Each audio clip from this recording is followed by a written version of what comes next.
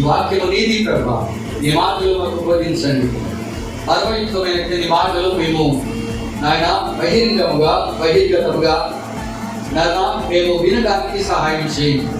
మాకు నేర్పించండి, మమ్మల్ని సర్వసత్యంలోనికి నడిపించండి. ఘనత మహిమ ప్రభావం పొందుకోండి. మీరు ఆకడలో ఎంతబడే గుంపులో మేము చేరినట్లు కృప చూపండి. స్తోత్రాలు చెల్లిస్తూ యేసుక్రీస్తు ప్రభువు ద్వారా వేడుకొనుచున్నాము పరమ తండ్రి. ఆమేన్. ఆమేన్. పెద్దలలో ఒకడు తెల్లని వస్త్రం ధరించుకుని ఉన్న మీరెవరు, ఎక్కడి నుండి వచ్చిరని నన్ను అడిగను. అందుకు నేను, అయ్యా నీకే తెలియననగా అతడు ఇలాగ నాతో చెప్పాను, వీరు మహాశ్రమాల నుండి వచ్చిన వారు గొర్రె పిల్ల రక్తంలో తమ వస్త్రములను ఉతుక్కొని వాటిని తెలుపు చేసుకునేది. అందువలన వారు దేవుడి సింహాసనం ఎదుట ఉండి రాత్రి పగళ్ళు ఆయన ఆలయంలో ఆయనను సేవించుచున్నారు. సింహాసనాసీనుడైన వాడు తానే తన గుడారము వారి మీద కప్పును. వారికి ఇక మీదట ఆకలి అయినను దాహమైనను ఉండదు. సూర్యుని ఎండైనను ఏ వడగాలి అయినను వారికి తగలదు. యాలయనగా సింహాసనం మధ్య ఉండు గొర్రె పిల్ల వారికి కాపరి అయి జీవజలముల బుక్కలు ఎందుకు వారిని నడిపించును. దేవుడే వారి కన్నుల నుండి ప్రతి బాష్ప బిందువును తుడిచివేయును. మీరు చాలా జాగ్రత్తగా గుర్తుపెట్టుకోండి.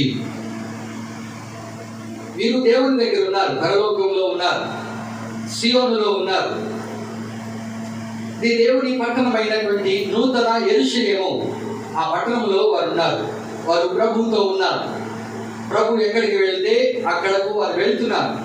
వారు ఏ వస్త్రాలు కలిగి ఉన్నారు అని గమనించినట్లయితే వారు తెల్లటి వస్త్రములు ధరించుకున్నారు అని రాయబడింది 9వ వచనంలో. వారు తెల్లని వస్త్రములు ధరించుకున్న వారై అని వాక్యంలో మనం చూస్తున్నాం. వారు తొడుక్కున్నటువంటి వస్త్రాలు ఏమిటంటే తెల్లటి వస్త్రములు. ఈరోజు ప్రతీకంగా పరలోకం వెళ్ళినటువంటి వారి వస్త్రాలు ఎలా ఉన్నాయో జ్ఞాపకం చేసుకున్నారు. ఒకటి ఏమిటంటే వీళ్ళు ఎక్కడి నుంచి వచ్చారు? వీళ్ళు ఎక్కడి నుంచి వచ్చారంటే భూలోకం నుంచి కొనబడ్డారు. ఒక వీళ్ళు ఎక్కడి నుంచి వచ్చారు? భూలోకంలో నుండి కొనబడ్డారు. ఎలా కొనబడ్డారు? ఆయన స్వరక్తం ఇచ్చి సంపాదించినటువంటి సంఘం అని వాక్యం అంటుంది. యేసుక్రీస్తు ప్రభు వారి శిలువ బలియాగము ద్వారా కొనబడ్డారు. ఆయన విలువైన రక్తం, పేతురు గారు అంటాడు, ఆయన అమూల్యమైన రక్తము చేత మీరు విమోచింపబడుతుంది అని వాక్యంలో మనం చూస్తూ ఉన్నాం. ఈ రక్తము మరి ఎవరికీ లేదు. ఈ రక్తం మరి ఎవరికీ లేదు. అది పరిశుద్ధ రక్తం, అమూల్యమైన రక్తం. ప్రపంచంలో మరి ఎవ్వరికి కూడా ఈ రక్తం లేదు. గమనించండి, యేసుక్రీస్తు ప్రభు వారు పరిశుద్ధాత్మ వలన జన్మించారు. అందుకని ఆయన పరిశుద్ధుడు. ఆయన రక్తంలో కల్మషం లేదు. ఆయన రక్తము పాపపు రక్తము కాదు. అందుచేత పరిశుద్ధమైన రక్తం అని వాక్యం అంటుంది. ఆయన రక్తము చేత మనం కనబడ్డాం. ఆయన రక్తము చేత మనం కడగబడ్డాం. ఆయన రక్తము చేత మనం విమోచింపబడ్డాం అని వాక్యము సెలవిస్తూ ఉంది. మీరు మహాశ్రమంలో నుంచి వచ్చారట. ఈ మాటలు మీరు ముందుగా గుర్తుపెట్టుకోండి. ప్రకటన 7:14 తెల్లని వస్త్రం ధరించుకున్న వీరు ఎక్కడి నుండి వచ్చారు అని పెద్దల్లో ఒకడు అడుగుతూ ఉన్నాడు. పిల్లలు వారు తెల్లని వస్త్రాలు ధరించుకున్నారంట, తెలుపు చేసుకున్నారు. ఇప్పుడు మనం గమనించాలి, వారు వస్త్రాలు ఎలాంటివంట? తెల్లటి వస్త్రాలు. బైబిల్లో చాలా రకాలైన వస్త్రాలు ఉన్నాయి. నేను మీకు రాసుకోవాలనుకుంటే త్వరగా మీరు రాసుకోవచ్చు. మీరు వస్త్రాలు, రకరకాల వస్త్రాలు బైబిల్లో మనకు ఉన్నాయి. యాసావు గురించి రాయబడింది. యాసావుకు సొగసైన వస్త్రం అంట. యాసావుకి ఏముంది? ఆదికాండము 27వ అధ్యాయము 15వ వచనంలో జ్యేష్ఠ కుమారుడు యాసావుకు సొగసైన వస్త్రములు ఉండినట్లుగా రాయబడింది. రెండవది మనం గమనించినట్లయితే ఆదికాండం 37వ అధ్యాయం 3వ వచనం. యోసేపు కూడా మంచి వస్త్రం ఉంది. యోసేపు వస్త్రం, యోసేపు నిలువుటంగి, విచిత్రపు కుట్టు పని కలిగినటువంటి వస్త్రం యోసేపుకున్నది. వాళ్ళ నాన్నగారు కుట్టించాడు. అది చూసే మిగతా అన్నదమ్ములందరికీ కూడా యోసేపు మీద అసూయ పుట్టింది. అంత దగదగ మెరిసేటువంటి వస్త్రం కావచ్చు, చాలా విచిత్రమైన కుట్టు పని కలిగినటువంటి వస్త్రం. ఆదికాండం 37:3 వచనంలో మనము ఈ మాట చూస్తాం. అలాగే అహరోనుకు ప్రత్యేకమైన వస్త్రం కావాలని దేవుడు కోరాడు. దేవుడు వాటికి సంబంధించిన విషయాల్ని జాబితాను దేవుడు ఇచ్చాడు. నిర్గమకాండం 29 వచనంలో మనం చూస్తే అహరోనుకి ప్రతిష్ఠితమైనటువంటి వస్త్రాలు ధరించండి. ఎందుకంటే అతడు ప్రతిష్ఠితుడు. దేవుని సేవ చేయటానికి, ప్రధాన యాజకుడిగా ఉండడానికి అతడు ప్రత్యేకమైన వస్త్రాలు ధరించాలి, ఆ ప్రతిష్ఠిత వస్త్రాలు ధరించాలి. కాబట్టి దైవజనుడైనటువంటి వాడు ప్రత్యేకమైన వస్త్రాలు కలిగి ఉండాలనే ఉద్దేశంతో దేవుడు అహరోనుకు ఇచ్చాడు. అహరోను తర్వాత అతని కుమారులకు కూడా, లేవీయులకి ఒక్కొక్కరికి ఆ దేవుని సన్నిధిలో పరిచయం చేసే వాళ్ళందరికీ కూడా ఈ ప్రతిష్ఠిత వస్త్రాలు ధరించుకోవాలి. మూడవదిగా మనం చూసినట్లయితే దినవృత్తాంతముల మొదటి గ్రంథం 15:27 వచనంలో పాటలు పాడే వాళ్ళకి కూడా, ఈ మధ్యకాలంలో చాలా సంఘాల్లో పాటలు పాడే వాళ్ళు ఉంటున్నారు. వాళ్ళకి ప్రత్యేకమైన వస్త్రాలు వేస్తున్నారు. వాళ్ళని ప్రత్యేకంగా వరుసనాన్ని నిలబెట్టి వాళ్ళకి ఒక గుర్తింపు కలిగినటువంటి వస్త్రాలు వాళ్ళకి ఇస్తూ ఉన్నారు. ఇదే మాట మనం చూస్తాం దినవృత్తాంతముల మొదటి గ్రంథం 15:27 వచనంలో పాటకులు పనికి సన్నపు నారతో నేయబడిన వస్త్రాలట. సన్నపు నారతో నేయబడినటువంటి వస్త్రాలు, మంచి వస్త్రాలు వాళ్ళు ధరించాలి. ప్రత్యేకంగా వాళ్ళు కనిపించాలి. వాళ్ళు ఆరాధించడానికి ప్రత్యేకించబడినటువంటి వారు అనడానికి వారికి ఉండేటువంటి వస్త్రాలు ఇవి. దేవునికి స్తోత్రం కలుగునుగాక. హల్లెలూయా. ఇంకా బైబిల్లో మనం చూసినట్లయితే కీర్తన గ్రంథం 45వ కీర్తన 14వ వచనంలో విచిత్రమైన పనిగల వస్త్రము, విచిత్రమైనటువంటి పనిగల వస్త్రం, మంచి వస్త్రం, దాన్ని చాలా విచిత్రంగా ఉంటుంది అనమాట వస్త్రం. అలాంటి వస్త్రం గురించి కీర్తనలు 45:14 వచనంలో మనం చూస్తాం. అలాగే సామెతలు 31:22 వచనంలో గుణవతి అయినటువంటి స్త్రీ గురించి రాయబడింది. ఆమె మంచి వస్త్రాలని తయారు చేస్తుందట తన ఇంటి వారి వరకు. అది ఎలాంటి వస్త్రాలు అంటే 31:22 వచనంలో మనం చూస్తాం, రక్తవర్ణపు వస్త్రములు. ఇది సాధారణంగా మనం చూసినప్పుడు రక్తవర్ణపు వస్త్రము అనేటప్పటికీ ఇది కడగబడినటువంటిది, క్రీస్తు రక్తములో కడగబడినటువంటి వస్త్రాన్ని సూచించేటువంటిదిగా మనం చూస్తున్నాం. బలి అర్పణకు సంబంధించిన వస్త్రముగా మనము చూస్తున్నాం. కానీ రక్తవర్ణపు వస్త్రము అనే మాట మనం చూస్తున్నాం. తర్వాత యెషయా గ్రంథము 61:3 వచనంలో మనం చూసినట్లయితే అక్కడ రాయబడింది ఉల్లాస వస్త్రము, అంటే సంతోషించడానికి, ఆనందించడానికి సంబంధించినటువంటిది అనమాట. ఉల్లాసంగా ఉండేటువంటి సందర్భంలో, ఆనందించేటువంటి సందర్భంలో ప్రత్యేకమైన వస్త్రాలు ధరిస్తారు. అది ఫంక్షన్లో చాలా మందిని చూస్తూ ఉంటాం కదా. అది ఉల్లాస వస్త్రం. సంతోషించే వస్త్రం కూడా ఉందా? ఉంది. మరి దుఃఖించే వస్త్రం ఉందంటారా? ఉంది ప్రియులారా. దుఃఖించే వస్త్రము ఏమండి?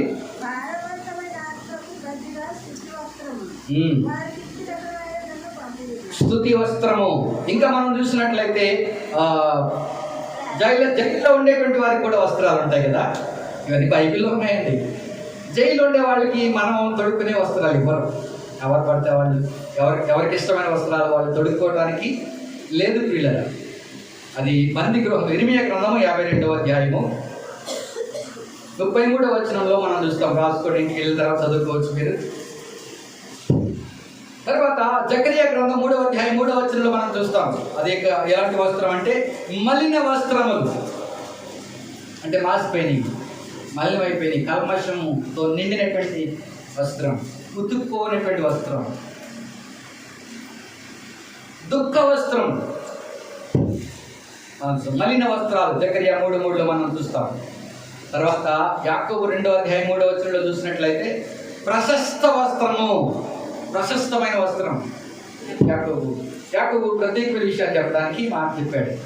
ఎందుకంటే ఎవరైనా మీ మందిరానికి ప్రత్యేకమైన వస్త్రాలు ధరించుకుని, ప్రశస్తమైన వస్త్రాలు ధరించుకుని వస్తే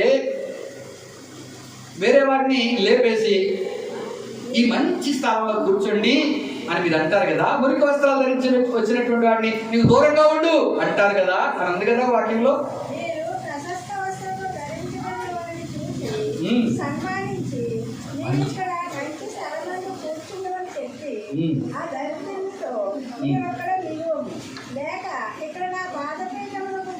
మన అందరూ కూడా ఇదే అనుకుంటాను. వాక్యం అదే అర్థం అంటుంది, మన గురించి ఇదే చెప్తుంది, ఒకళ్ళొక్కొక్క రకంగా చెప్తుంది. యాకోబు పత్రికలో మనం మాట చూస్తూ ఉన్నాం.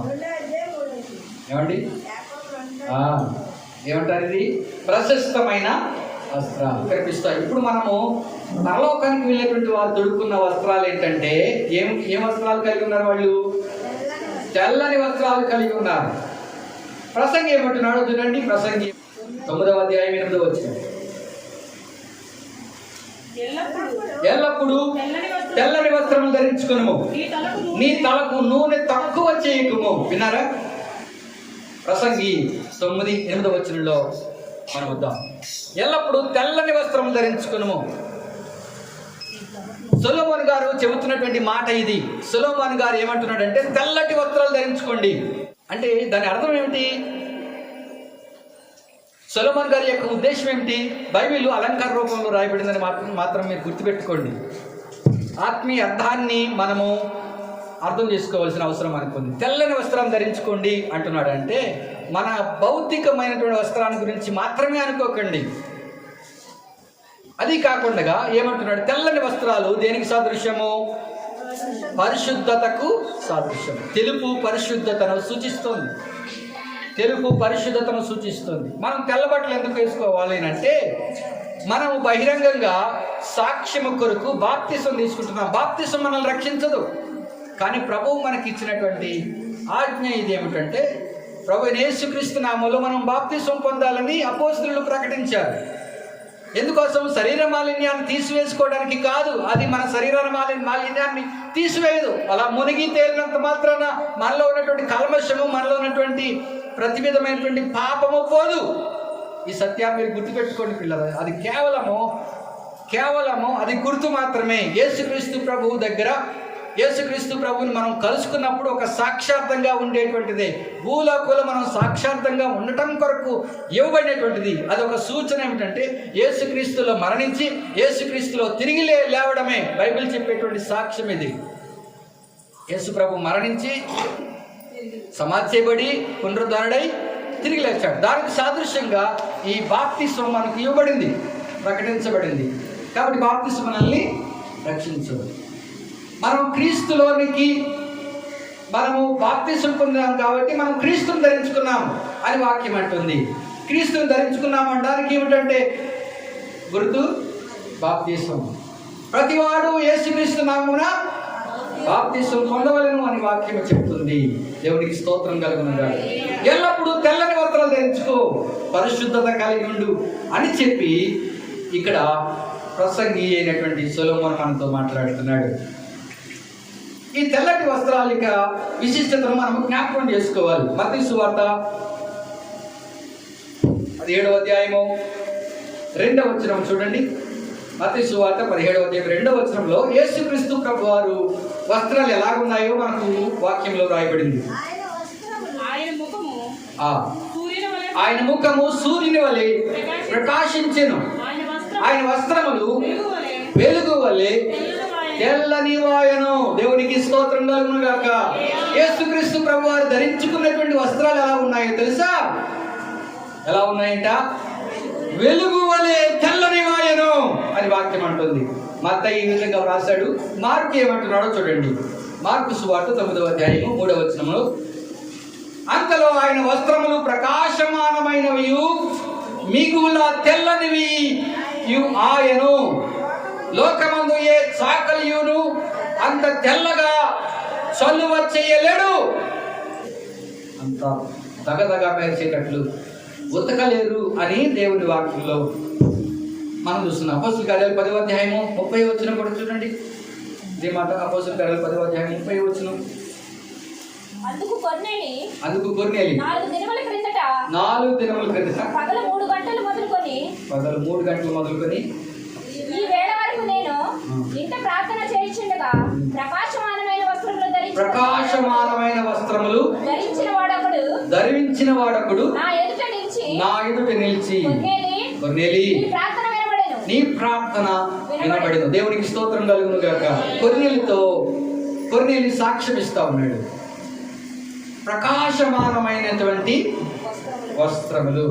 ఇక్కడ మార్కు కూడా అంటున్నాడు ఈ మాట. ఆయన వస్త్రములు ప్రకాశమానమైనవిగా ఉన్నాయి, మిగుల తెల్లగా ఉన్నాయి. లూకా గారు ఏమంటున్నాడు చూడండి, లూకా 9:29.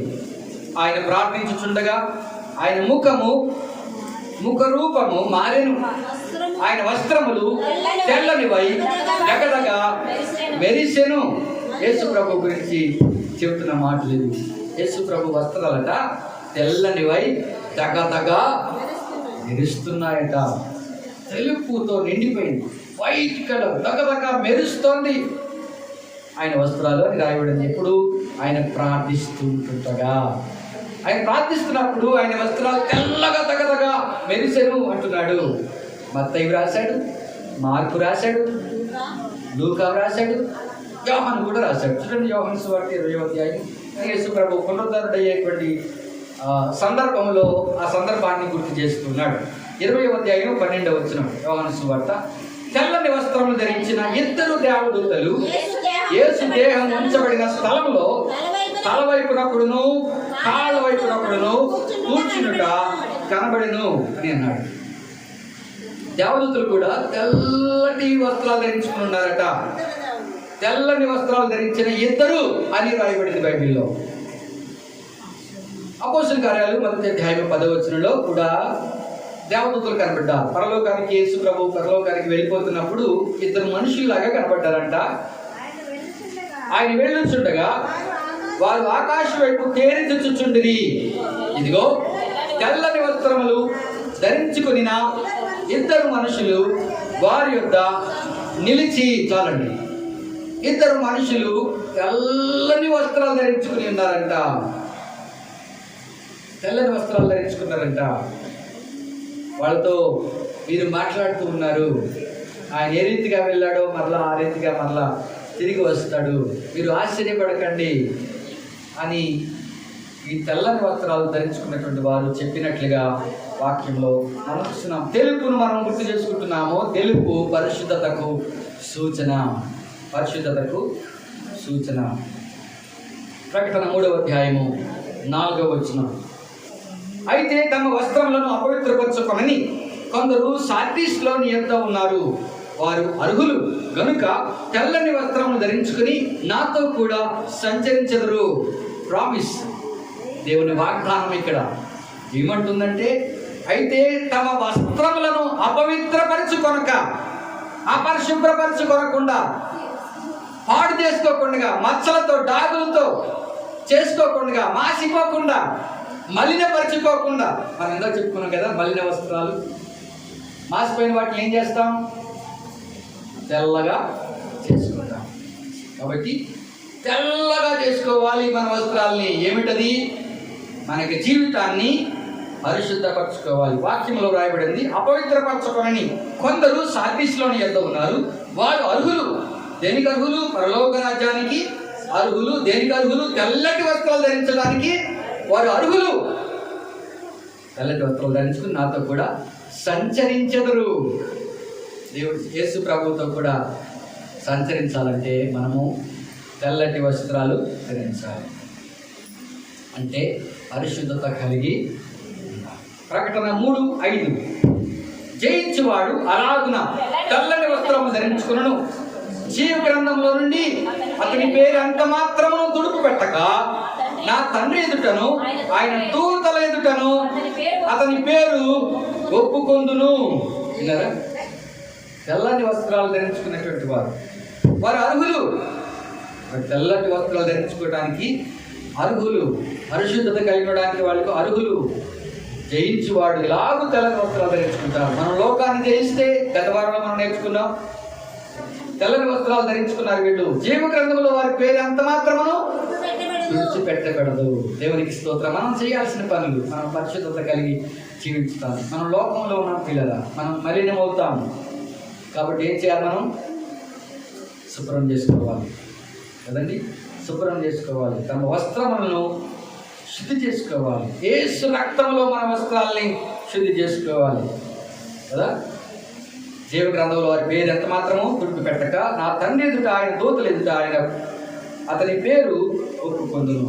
ప్రకటన 4 4-24 కూడా మనము చూసినట్లయితే, 24 ఆ సింహాసనములందు 24 పెద్దలు తెల్లని వస్త్రము ధరించుకుని తమ తలల మీద సువర్ణ కిరీటములు పెట్టుకున్న వారై కూర్చుండిరి. విన్నారు కదా, 24 మంది పెద్దలు తెల్లటి వస్త్రాలు ధరించుకుని యేసుక్రీస్తు ప్రభు కూర్చున్న సింహాసనము చుట్టూ అర్ధచంద్ర ఆకారంలో ఆయన చుట్టూ కూర్చున్నారంట. ఎంతమంది? 24 మంది పెద్దలు. వారు తెల్లని వస్త్రాలు ధరించుకున్నారట. మనకి ఇబ్బంది ఏమిటి? మనకి ఇబ్బంది ఏమిటంటే మన యొక్క ఆచార వ్యవహారాలు. మన వాళ్ళు ఏం చేశారు? భర్త చనిపోయాడంటే అంతకు మునుపు అయితే అత్తిబంధం కట్టేసి మంటలో పడేసేసేవారు. దాన్ని సతీసాగమనం అంటారు. ఆ గ్రంథంలో ఏం రాయబడింది? ఆ గ్రంథంలో ఏం రాయబడిందంటే, ఆ పరలోకంలో స్వర్గంలో స్వర్గ సుఖాలను అనుభవిస్తారు. భార్య కూడా ఆ భర్తతో పాటు దహనం అయిపోతే అని రాయబడింది. అందుకని పాపం అమాయకులైనటువంటి స్త్రీలు ఏం చేసేవారంటే, భర్త చనిపోయాడు కదా నేను మాత్రం ఎందుకని చెప్పేసి వెళ్ళి దూకేసేవారు స్వయంగా. కొంతమందిని అయితే అట్టికొత్త కట్టేసి మంటలో వేసేసేవారు. కొత్త ఆలోచన వచ్చి ఉంటుందేమో. అప్పుడు ఏం చేయాలి అంటే గాజులు బట్టలు పెట్టేయడం, బొట్టు తీసేయడం, తెల్లచీర కట్టడం. ఇది తర్వాత వచ్చినటువంటి ఆచారం. ముందైతే చంపేసేవారు ఏకంగా. స్త్రీకి ఇచ్చినటువంటి గౌరవం ఇది. మన భారతదేశంలో స్త్రీకి ఇచ్చినటువంటి గౌరవం, ఎక్కడ స్త్రీ గౌరవింపబడుతుందో, ఎక్కడ పూజించబడుతుందో అక్కడ దేవతలు తిరుగుతూ ఉంటారు అని ప్రకటించినటువంటి వేదాలు. అవి మాట్లాడుకుంటే మనం దోషకులు, దేశద్రోహులు అవుతాం. స్త్రీకి ఇచ్చినటువంటి గౌరవం. స్త్రీ చదవకూడదు, స్త్రీ పురుషుని ఎదుట మాట్లాడటానికి వీల్లేదు. చచ్చిన శవంలాగా ఇంట్లో పడుండటమే వంటగదిలో. ఆమె చదువుకోకూడదు, ఉద్యోగం చేయకూడదు. శ్రీమతి ఇందిరాగాంధీ ఆమె చెప్పింది, ఈ దేశంలో నేను ఈ రోజున ప్రధానమంత్రిని అయ్యానంటే దానికి కారణం రాజ్యాంగం. రాజ్యాంగం ఎక్కడి నుంచి వచ్చింది? అంబేద్కర్ గారు ప్రపంచంలో రాజ్యాంగాలన్నీ చదివారు. రాజ్యాంగాలు ఎక్కడి నుంచి వచ్చాయి? బైబిల్ నుంచి వచ్చాయి. ఈ రోజున స్త్రీలు గౌరవంగా బ్రతుకుతున్నారంటే కారణం బైబిల్. ఈ సత్యాన్ని మనము గ్రహించాలి. అందుకని తెల్లటి బట్టలు ఎదవరాలంటారు. ఎదవమండలాగా తెల్ల బట్టలు వేసుకుని వెళ్తారా మీరు అని ఎవరైనా తిడతారు అని భయం. దేనికి జడుస్తున్నాం మనం? దేనికి? లోకానికి జడుస్తున్నాం మనం. ఎవడైనా ఈ లోకమును ప్రేమించినలా దేవుడు వానికి శత్రువగును. అవునా కదా చెప్పండి. ఎవడైనా లోకాన్ని ప్రేమిస్తే దేవుడు వానికి శత్రువగును. యాకోబు అంటాడు, లోకంలో వాటిని ప్రేమింపకుడి అని వాక్యంలో మనం చూస్తూ ఉన్నాం పిల్లలు. లోకమున్నదంతయు శరీరాశయు, నేత్రాశయు, జీవకుటమము ఇది తండ్రి వలన పుట్టినవి కావు, లోక సంబంధమైనవి. లోకము దాని ఆశయు గతించిపోవును, దేవుని చిత్తమును జరిగించేవాడు నిరంతరము నిలుచును అని యోహాను తన పత్రికలో రాస్తాడు. అవును పిల్లలు, జాగ్రత్త. మనం పరిశీలించుకోవాలి. లోకానికి మనం జడవలసిన అవసరం లేదు. మీరు చాలా సంఘాలకు వెళ్ళి చూడండి. కనీసం నేను అదే అడుగుతున్నాను, కనీసం ఒక్కసారైనా బైబిల్ మనల్ని పరిశుద్ధులు అంటుంది, పరిశుద్ధులకు పరిచర్య అంటుంది. మనం పరిశుద్ధత కలిగి ఉండాలి. వస్త్రం ధరించలేమా? పరలోకానికి వెళ్తే వస్త్రం ఇవ్వబడుతుందట. కావాలా మీకు? వద్దనుకునేవాడు మానేసేయండి. అక్కర్లేదు నాకు వస్త్రం అనండి. అవునా? మనం దేనికోసం పోరాడుతున్నాం? దేనికోసం ప్రయాసపడుతున్నాం? పరిశుద్ధులుగా ఉండడానికి బైబిల్ మనకు అదే చెప్తుంది కదండి. మనం పరిశుద్ధులుగా ఉండడానికి పిలువబడ్డాం. పరిశుద్ధత కలిగి ఉండడానికి మనం పిలువబడ్డాం. తెస్సలోనికీయులకు రాసిన మొదటి పత్రిక 4:7 పరిశుద్ధులకుటకే దేవుడు మనల్ని పిలిచెను కానీ అపవిత్రులుగా ఉండుటకు పిలువలేదు. పరిశుద్ధులుగా ఉండడానికి దేవుడు మనల్ని పిలిచాడు. తెస్సలోనికీయులకు రాసినటువంటి మొదటి పత్రిక 4:3 చూడండి. మీరు పరిశుద్ధులగుటయే చాలండి. చివరి మాట మనం చూస్తే దేవుని చిత్తం. పరిశుద్ధులగుటయే దేవుని చిత్తం. పరిశుద్ధులుగా ఉండుటయే దేవుని చిత్తం. రోమపత్రిక 6:19 అక్రమమునకు మీ అవయవములను దాసులుగా ఎలాగ అప్పగించినో అలాగే పరిశుద్ధత కలుగుటకి ఇప్పుడు మీ అవయవములను నీతికి దాసులుగా అప్పగించుడి. ఒకప్పుడు అయిపోయింది, టైం అయిపోయింది. దేనికి అప్పగించాం మన శరీరాల్ని? అక్రమానికి, అపవిత్రతకు అప్పగించాం మన అవయవాల్ని. వాటికి దాసులు అయిపోయాం. కానీ ఇప్పుడైతే పరిశుద్ధత కలుగుటకై ఇప్పుడు మీ అవయవములను నీతికి దాసులుగా అప్పగించుడి. అపోస్తలుల కార్యాలు 26:18 వారు చీకటిలో నుండి వెలుగులోనికి, సాతాను అధికారం నుండి దేవుని వైపునకు తిరిగి నా యందలి విశ్వాసము చేత పాప క్షమాపణను పరిశుద్ధపరచబడిన వారిలో స్వాస్థ్యమును పొందినట్లు వారి కన్నులు తెచ్చుటకై నేను నిన్ను వారి యొద్దకు పంపేదనని చెప్పాను. పౌలు గారికి, అపోస్తలుడైన పౌలు గారిగా, అంటే సౌలుగా ఉన్నప్పుడు ప్రభు మాట్లాడినటువంటి మాటలు, వారి దగ్గరికి నేను మిమ్మల్ని పంపుతాను. ఎందుకు తెలుసా? సాతాను అంధకారం నుండి దేవుని వైపు తిరగడానికి, సాతాను చేత, సాతాను అధికారం నుండి, సాతాను అధికారంలో వాళ్ళు ఉండిపోయారు. ఆ సాతాను యొక్క అధికారం నుండి దేవుని వైపుకు తిరగడానికి, వాటి నుండి విడిపించబడి దేవుని వైపు తిరగడానికి, నా యందలి విశ్వాసము చేత పాపక్షమాపణ పొందడానికి, పరిశుద్ధపరచబడ్డానికి, పరిశుద్ధతకు స్వాస్థ్యముగా వారు ఉన్నట్లుగా వారి కన్నులు తెరచుటకై నేను నిన్ను వారిని యుద్ధకు పంపేదను అని చెప్పాను. ఎఫెసీ సంఘానికి పౌలు రాస్తాడు 1:6 మనము తన ఎదుట పరిశుద్ధమును నిర్దోషమునై ఉండవలని జగత్తు పునాది వేయబడిన మునిపే ప్రేమ చేత ఆయన క్రీస్తులో మనలను ఏర్పరచుకొనెను. విన్నారా? దేవుని ప్రయాస ఏమిటో చూడండి, దేవుని దృష్టి ఏమిటో చూడండి, దేవుని యొక్క ఆకాంక్ష ఏమిటో చూడండి. ఏమిటంటే మనము పరిశుద్ధులుగా ఉండడానికి, నిర్దోషులుగా ఉండడానికి ఉండాలని జగత్తు పునాది వేయబడక మునిపే క్రీస్తులో మనలను ఏర్పరచుకున్నాడు.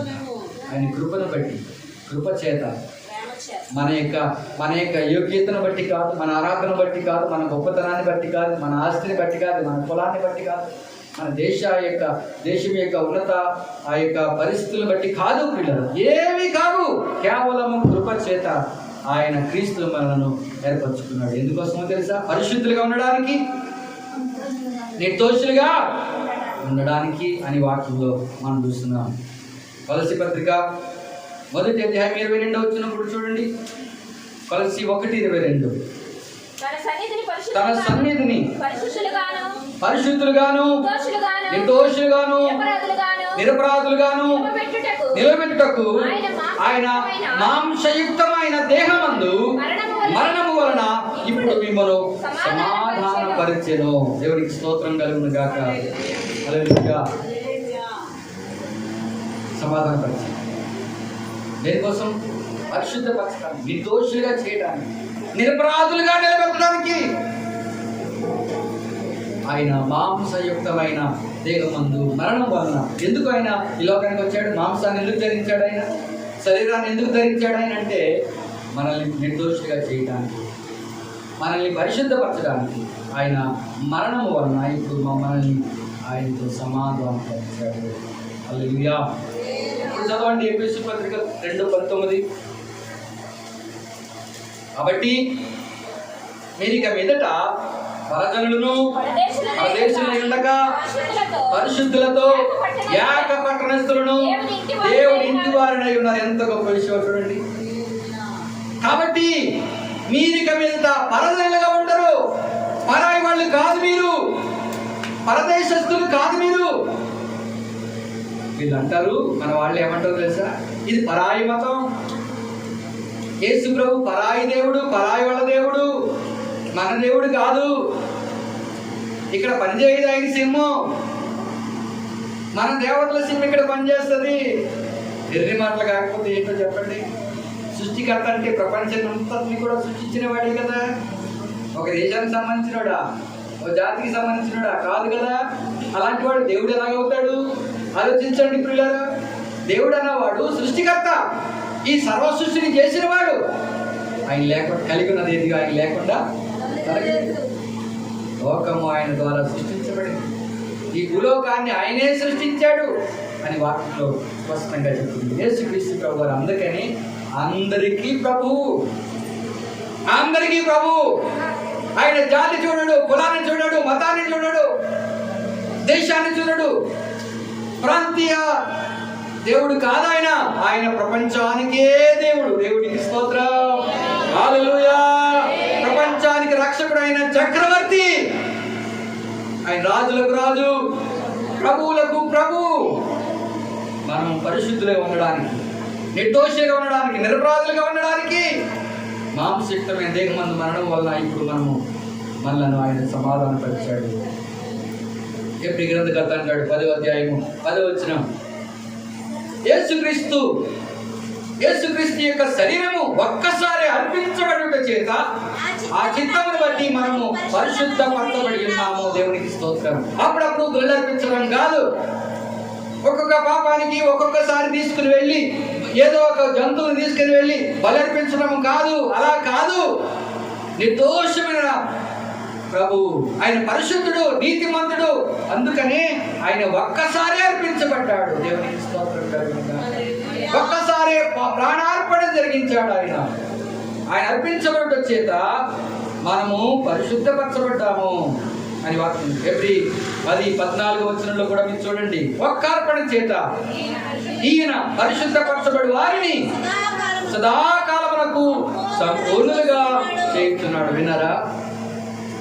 యేసుక్రీస్తు ప్రభుని నమ్ముకున్నటువంటి మనము ఆయన అర్పించబడ్డాడు కనుక ఆ ఒక్క అర్పణ చేత ఈయన పరిశుద్ధపరచువాడి వారికి సదాకాలము, ఇప్పుడు 2000 సంవత్సరాల నుండి ఇప్పటి వరకు రాబోయే తరం వరకు కూడా సదాకాలము కూడా ఆయన సంపూర్ణులుగా చేస్తున్నాడని దేవుని వాక్యంలో మనము చూస్తూ ఉన్నాం పిల్లలు.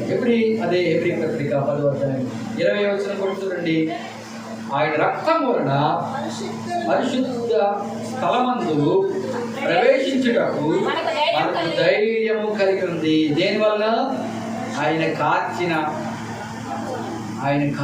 విలువైన రక్తము, ఆయన కార్చిన యవ్వన రక్తం, ఆయన కార్చినటువంటి అమూల్యమైన రక్తము వలన పరిశుద్ధ స్థలమందు ప్రవేశించడానికి మనకు ధైర్యం కలిగింది.